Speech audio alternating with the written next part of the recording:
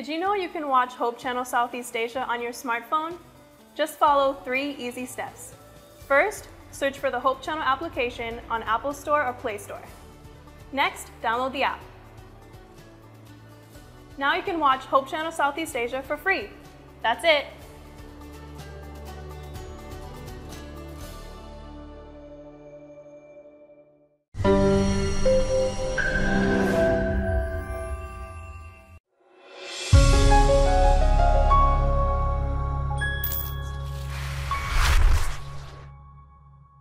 Sebelum saya teruskan pelajaran yang saya mau kongsikan dengan saudara-saudari pada malam ini, saya ingin memimpin kita semua dalam doa. Mari kita tunduk kepala dan kita berdoa.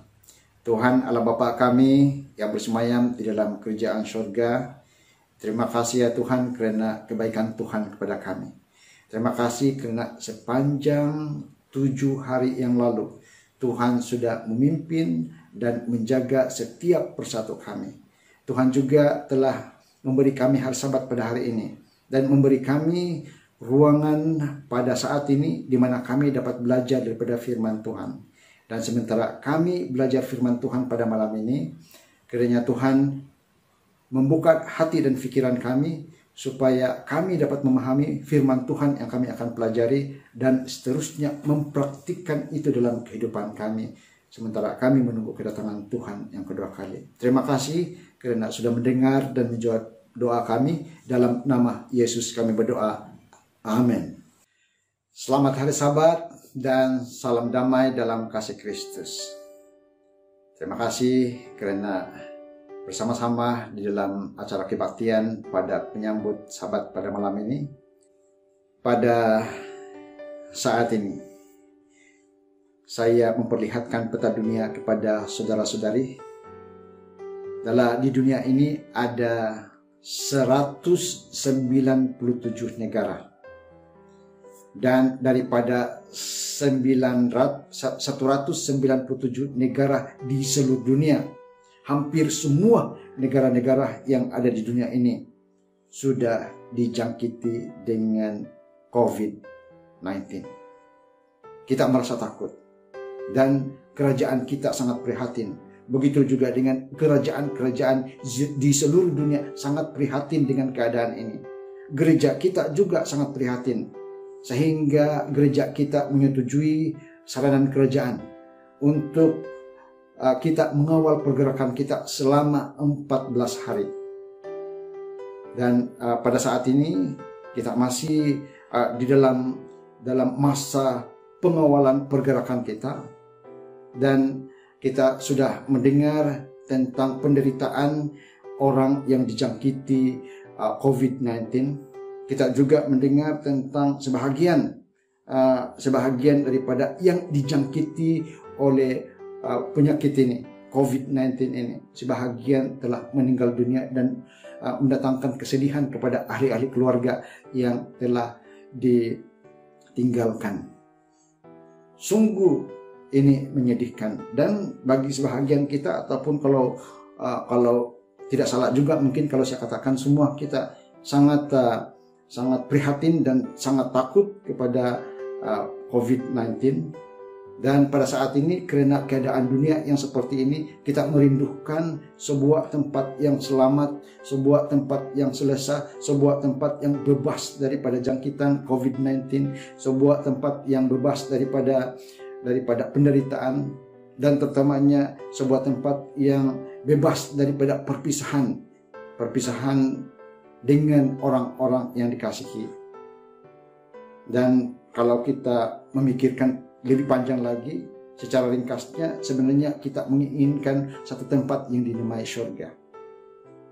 Yesus mengatakan, kalau kamu percaya, kamu tidak akan binasa, tetapi kamu akan selamat, memperoleh hidup yang kekal. Itu bermaksud kalau kita percaya kepada Tuhan Yesus, pada kedatangan Tuhan Yesus yang kedua kali, kita akan diberikan oleh Tuhan Yesus kehidupan yang kekal. Dan kehidupan yang kekal itu bukan di dunia ini, tetapi kehidupan kekal itu kita akan diberi pada waktu kita berada di surga nanti. Tempat yang bebas daripada segala penderitaan, kematian, di mana kita dapat bersama-sama dengan orang yang dikasihi. Pada malam ini mungkin lebih baik kalau kita pergi kepada perkataan surga terlebih dahulu. Apa itu surga? Di dalam dunia ini lebih daripada 40.000 agama. Dikatakan dalam internet lebih daripada 40.000 agama. Dan satu daripada 40.000 itu adalah Kristen. Dan di kalangan Kristen juga mempunyai mazhab dan denominasi masing-masing. Dan kalau dicampur semua Kristen, dikatakan dalam internet juga yang kita mempunyai lebih kurang 4.000 denominasi dan juga mazhab Kristen di dunia ini. Apabila bercakap tentang surga, masing-masing agama ini dan juga denominasi dan agama dan denominasi ini mempunyai definisi tentang surga.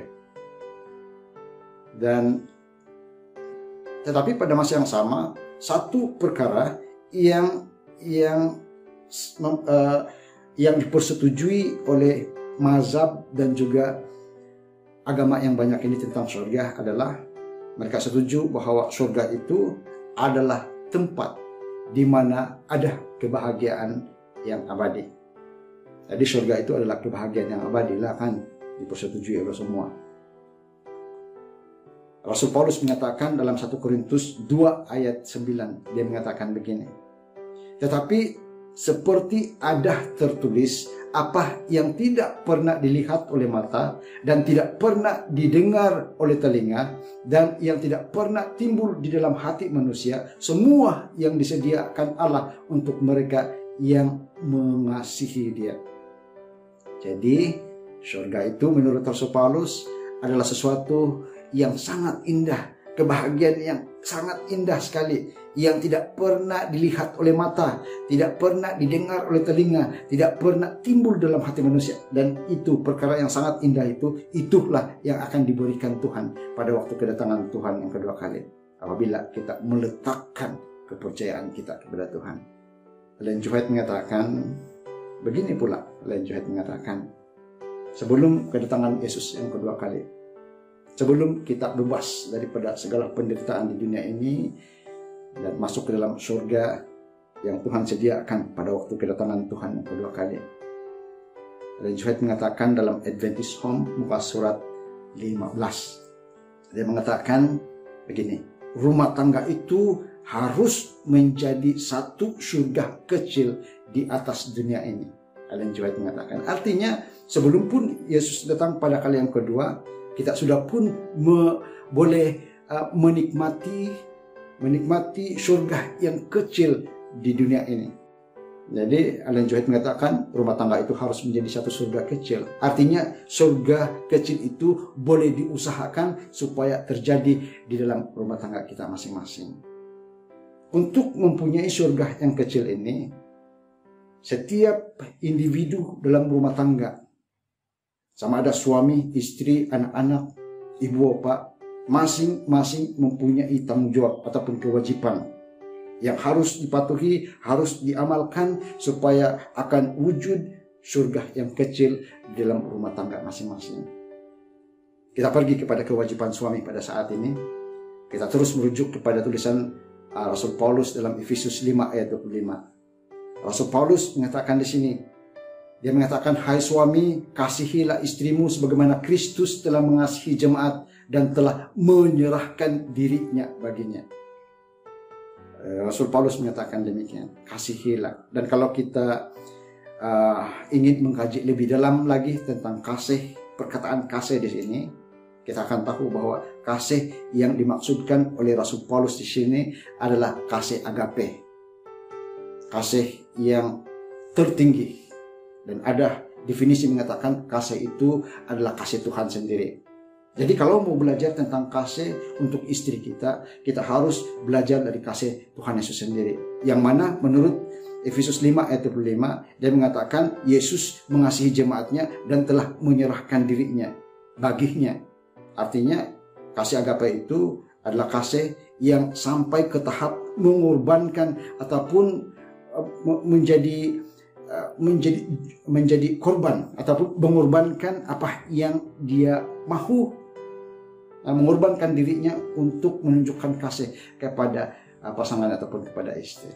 Seperti Yesus telah berkorban untuk kita, untuk menunjukkan kasihnya kepada kita. Kemudian dalam Kolose 3 ayat 19 mengatakan, Rasul Paulus sekali lagi, dia mengatakan, hai suami-suami, kasihilah istrimu dan janganlah berlaku kasar terhadap dia. Jangan berlaku kasar. Jadi kalau kita mengasihi istri kita, kita tidak akan melakukan perkara yang kasar ataupun mengucapkan perkara yang kasar terhadap istri kita. Rasul Petrus juga turut memberi nasihat kepada kita suami.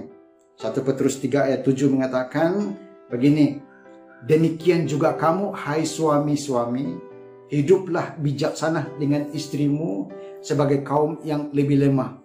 Hormatilah mereka sebagai teman pewaris dari kasih kurnia, yaitu kehidupan, supaya doamu jangan terhalang. Oke, hiduplah bijaksana. Kalau kita belajar Alkitab, bijaksana itu bermaksud ikut perintah Tuhan. Tidak bijak ataupun bodoh itu bermaksud tidak ikut perintah Tuhan. Jadi apabila di sini mengatakan, Rasul Petrus mengatakan dalam 1 Petrus 3 ayat 7 ini mengatakan, hiduplah bijaksana dengan istrimu, itu bermaksud hiduplah sesuai dengan perintah Tuhan dengan istrimu. Hormatilah mereka sebagai teman pewaris, supaya doamu jangan terhalang, kata Rasul Petrus. Sekarang kita teruskan kepada kewajiban istri. Kita pergi kepada Efesus 5 ayat 22. Dalam ayat ini mengatakan, hai istri, tunduklah kepada suamimu seperti kepada Tuhan. Tunduk. Tapi bukan tunduk kepala saja. Dalam perkataan lain, tunduk di sini bermaksud hormat. Hormatilah suamimu. Kemudian dalam Kolose 3 ayat 18 mengatakan, hai istri-istri, tunduklah kepada suamimu sebagaimana seharusnya di dalam Tuhan. Perkataan tunduk sekali lagi disebut. Dan perkataan tunduk itu boleh kita ganti dengan hormat. Jadi istri, hormatilah suami. Kemudian sekali lagi Rasul Petrus menasihati para istri, peranan para istri. 1 Petrus 3 ayat 1 mengatakan begini, demikian juga kamu, hai istri-istri, tunduklah kepada suamimu, supaya jika ada di antara mereka tidak taat kepada firman, mereka juga tanpa perkataan dimenangkan oleh kelakuan istrinya. Sangat penting, betapa pentingnya menghormati suami di sini. Sehingga Rasul Petrus mengatakan, supaya jika ada di antara suami itu tidak taat kepada firman Tuhan. Mungkin ada suami yang tidak percaya kepada Tuhan pada mulanya, tetapi oleh karena istri mereka sangat hormat kepada mereka, sehingga tanpa perkataan istri pun, hanya melalui kehidupan mereka yang sangat hormat kepada suami mereka, para suami ini dimenangkan kepada Kristus karena kelakuan istri mereka. Jadi kewajiban istri, jangan lupa ya. Jadi seterusnya kita pergi kepada kewajiban anak-anak. Dalam keluarga ada anak-anak. Sudah tentu itu adalah normal. Dan mungkin ada juga yang mengangkat anak-anak masuk ke dalam keluarga. Itu juga anak-anak. Dan kewajiban anak-anak terhadap ibu bapak adalah ini, ya. Keluaran 20 ayat 12. Oke, Keluaran 20 ayat 12 mengatakan begini, hormatilah ayahmu dan ibumu, supaya lanjut umurmu di tanah yang diberikan Tuhan Allahmu kepadamu. Kewajiban kita anak-anak, hormati ibu bapak kita. Mungkin ada di antara kita terfikir yang dimaksudkan anak-anak di sini adalah yang bawah umur, di bawah 18 umur. Tidak, semua kita adalah anak-anak. Kita adalah anak kepada ayah kita dan ibu kita. Jadi kita semua diwajibkan untuk menghormati ayah dan ibu kita, karena itu juga akan mewujudkan surga. Sebahagian daripada perkara yang harus dilakukan dalam mewujudkan surga kecil di dalam rumah tangga kita masing-masing. 1 Petrus 5 ayat 5 mengatakan, demikian jugalah kamu, hai orang-orang muda, tunduklah kepada orang-orang tua, kepada orang-orang yang tua. Sekali lagi perkataan tunduk di sini kita boleh gantikan dengan perkataan hormat. Hormatilah, hormatlah kepada orang-orang yang tua. Sekarang kita pergi kepada ahli seterusnya dalam keluarga. Apabila suami itu dan istri itu sangat mengasihi di antara sesama lain dan mereka mempunyai anak-anak, mereka bukan saja dipanggil sebagai suami dan istri, mereka juga dipanggil sebagai ibu bapa. Sebagai ibu bapa, mereka juga mempunyai kewajiban, dan ini kewajiban kita sebagai ibu bapa. Amsal 29 ayat 17 mengatakan begini ya. Didiklah anakmu, maka ia akan memberikan ketentraman kepadamu dan mendatangkan sukacita kepadamu. Didik anak kita. Mungkin ada banyak perkara yang kita boleh ajarkan kepada anak kita. Tetapi satu perkara yang jangan sekali-kali kita lupa mengajarkan anak-anak kita, yaitu takut kepada Tuhan. Mendidik anak-anak kita takut dan hormat kepada Tuhan. Karena perkara itu akan mendatangkan ketentraman kepada kita sebagai ibu bapa, dan juga akhirnya akan mendatangkan sukacita yang berkekalan kepada kita sebagai ibu bapa. Dalam Ulangan 6 ayat 5 sampai ayat yang ke-9, Musa menulis begini untuk kita ibu bapa. Dia mengatakan begini, kasihilah Tuhan Allahmu dengan segenap hatimu dan dengan segenap jiwamu dan dengan segenap kekuatanmu. Jadi kita sebagai ibu bapa terlebih dahulu harus mengasihi Tuhan kita dengan segenap kekuatan kita, dengan segenap hati dan jiwa kita, sebelum kita mengajar anak-anak kita. Dan apa yang kuperintahkan kepadamu pada hari ini haruslah engkau perhatikan, kata Musa, tulis Musa. Dan sudah tentu Tuhan berfirman kepada kita melalui nabinya Musa. Kemudian seterusnya dia mengatakan, haruslah engkau mengajarkan firman Tuhan itu. Haruslah engkau mengajarkannya berulang-ulang kepada anak-anakmu dan membicarakannya apabila engkau duduk di rumahmu, apabila engkau sedang dalam perjalanan, apabila engkau berbaring, dan apabila engkau bangun. Musa memberi pesanan kepada kita, dan sudah tentu Tuhan sendiri yang telah menggunakan Musa untuk menyampaikan pesannya kepada kita. Kita harus mengajar anak-anak kita tentang kebenaran Tuhan dan menghormati Tuhan berulang-ulang, sama ada kita duduk atau sedang dalam perjalanan atau baring-baring dengan anak-anak kita atau sedang bangun dengan anak kita. Ajar mereka menghormati Tuhan menurut perintah Tuhan, menurut firman Tuhan.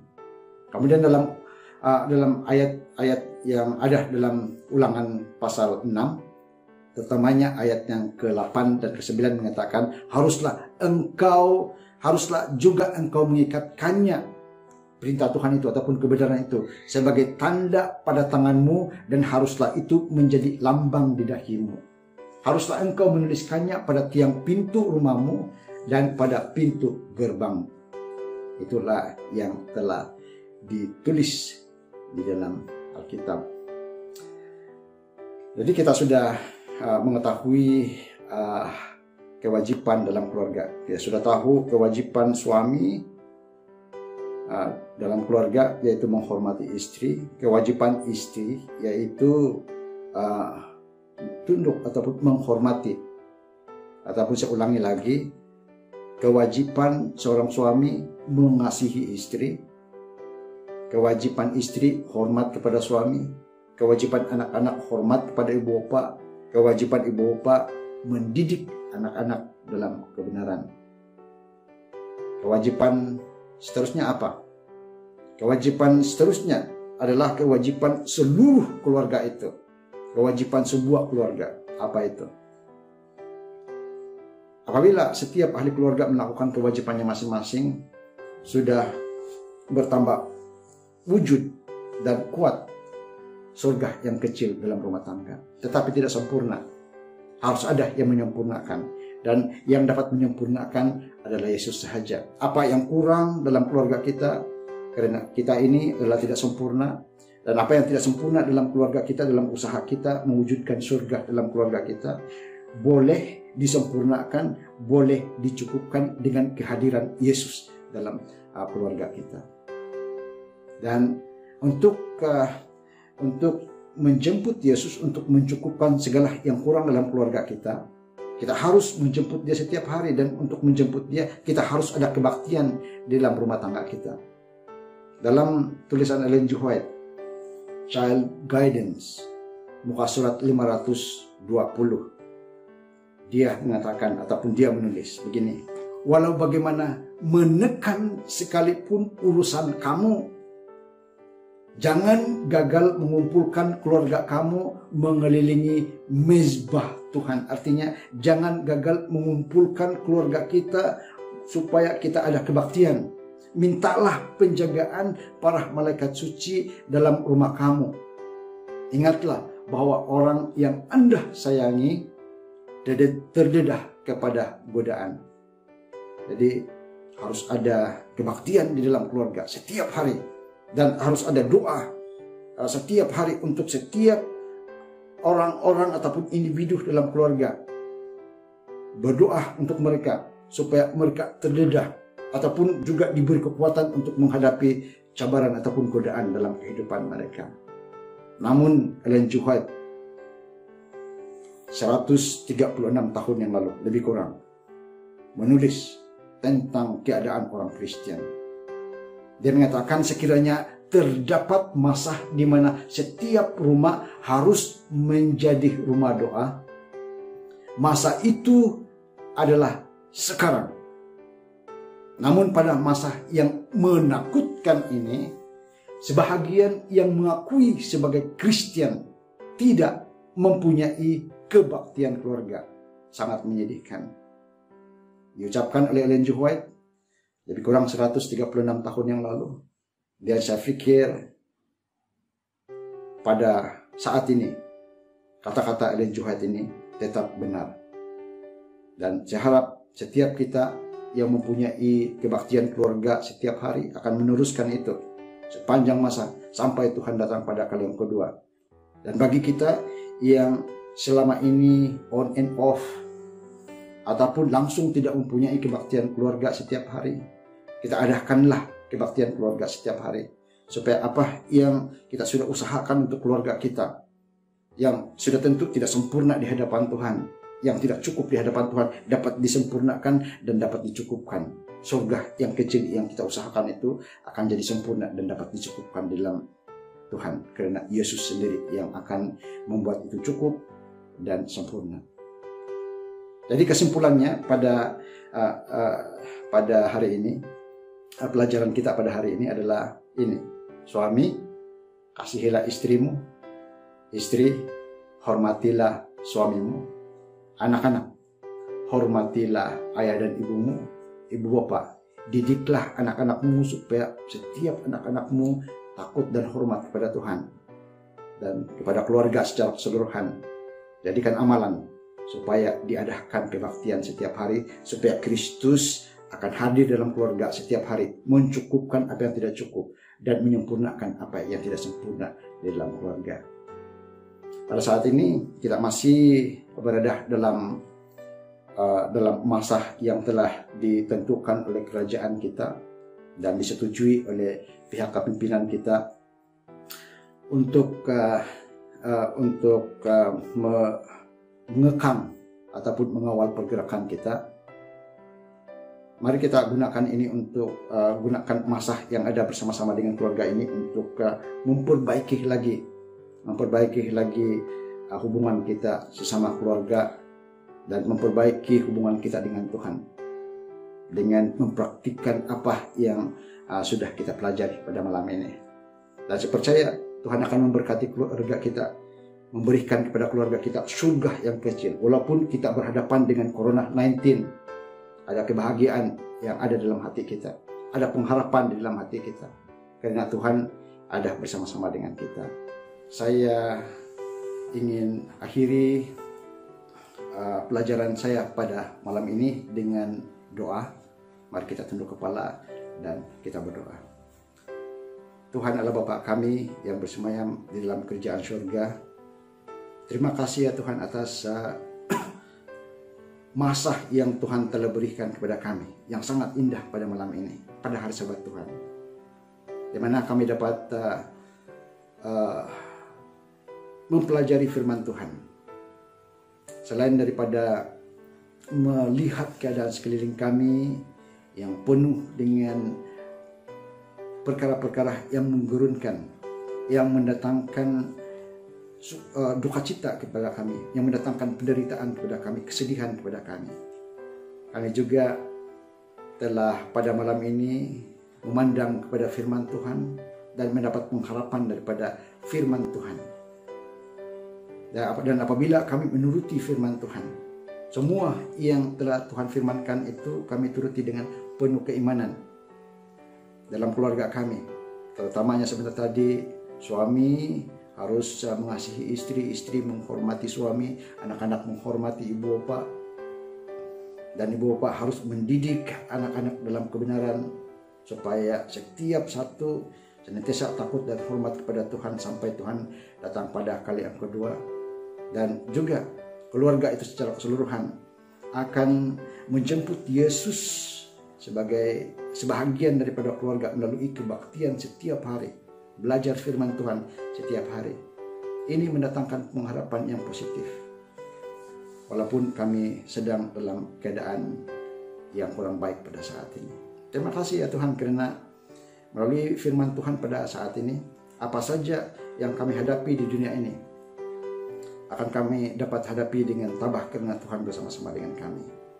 Dan akhirnya kalau kami setia kepada Tuhan, percaya kepada Tuhan, beriman kepada Tuhan, pada waktu kedatangan Tuhan yang kedua kali, kami akan menerima surga yang lebih besar, surga yang kekal yang Tuhan berikan kepada kami.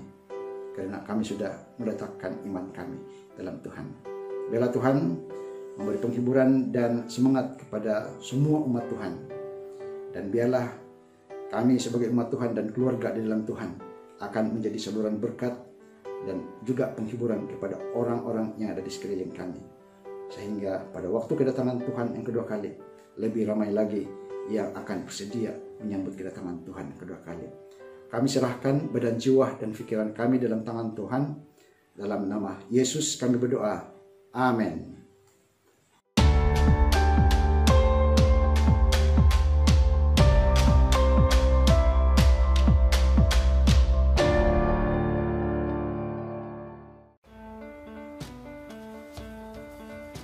Did you know you can watch Hope Channel Southeast Asia on your smartphone?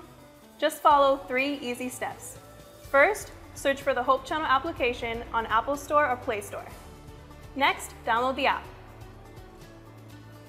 Now you can watch Hope Channel Southeast Asia for free. That's it.